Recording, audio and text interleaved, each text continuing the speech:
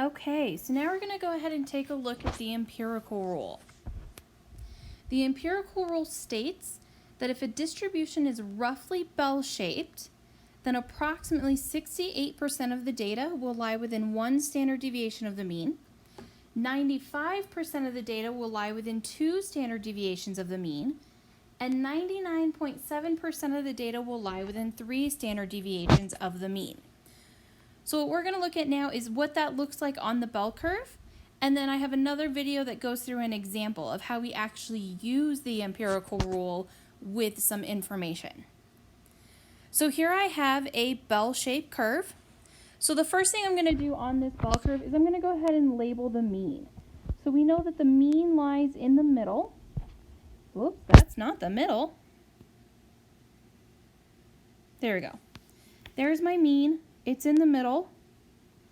And I'm going to go ahead and use population symbols here. The reason I'm going to do that is because a lot of the times when we're talking about the empirical rule, we're talking about for the entire population. It's a generalization about the whole population. So our mean mu is going to be right there in the middle. So then the first piece of this says 68% of the data will lie within one standard deviation of the mean.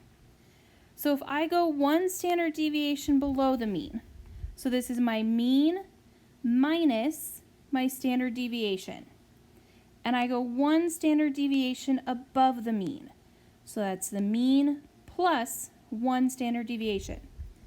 68% of the data will fall between those two numbers. More than half of your data is going to be between these two numbers. I'm going to redo that line just real quick. These lines are super crooked.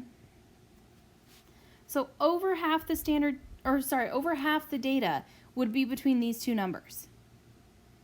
So then the next part says 95% of the data is going to lie within two standard deviations of the mean.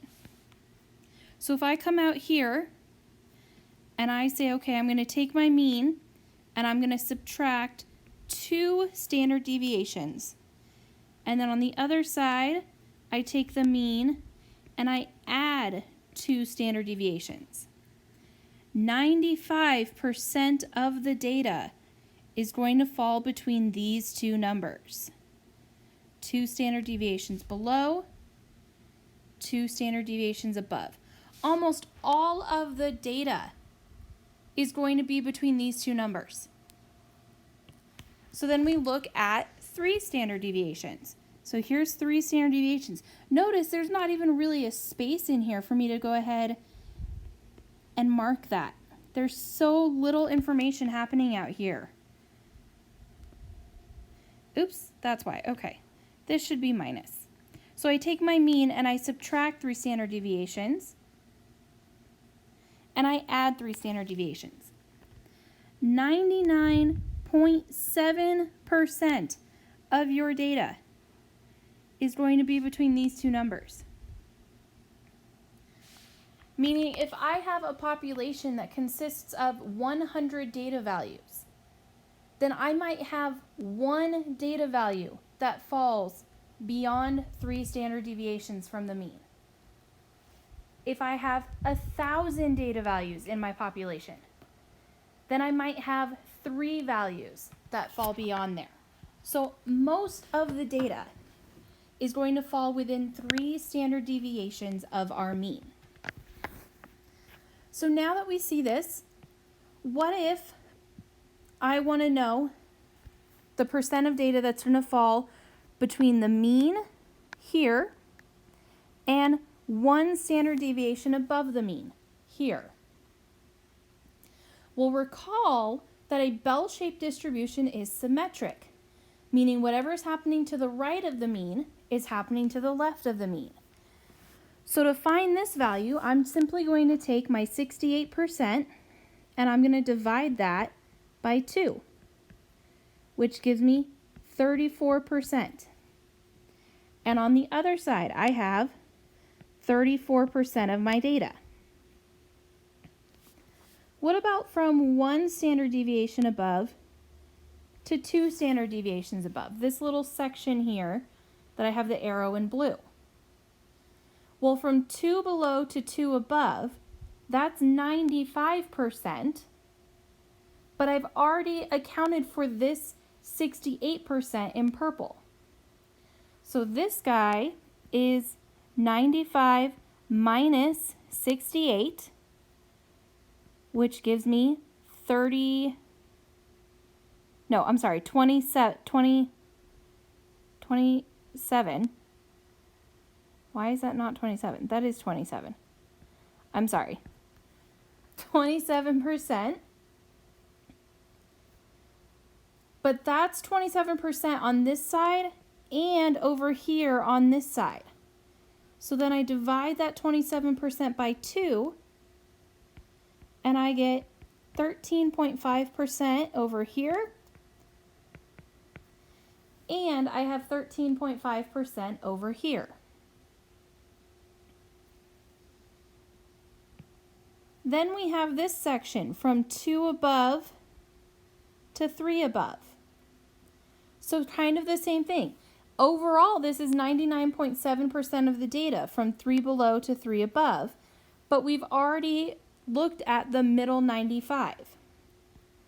So I'm going to take 99.7 minus 95, which gives me 4.7%. But we have to divide that by 2 because we have 2 sections. So over here, this is 2.35% of our data. And over here, this section would be 2.35% of the data. And then we have one more small section that we have to find. Let's go ahead and we'll do green for this little section. What about beyond 3 standard deviations above the mean? How much data is going to be out there? Well, I've accounted for 99.7%, but we need to get all of it. We need to get 100% of our data, which means we have 0.3% of the data is outside of this 3 above or 3 below. Meaning above 3 standard deviations is 0.15% of my data. And down here, 0.15% of the data is more than 3 standard deviations below the mean. This chart now that I have filled in with all these percentages will never change so long as you are looking at something that is bell-shaped. Additionally, you do not necessarily have to worry about remembering, well, how did I get that 34%? How did I get that 13.5%? Really, you just need to remember that that's 34% of your data. That's 13.5% of your data. And then later on in this course, close to the end of Unit 2, we are actually going to look at how we found those percentages, but not yet. So right now, all you need to do is remember that if you have a bell-shaped distribution, these are the percentages of the amount of data that falls within each of these sections. And that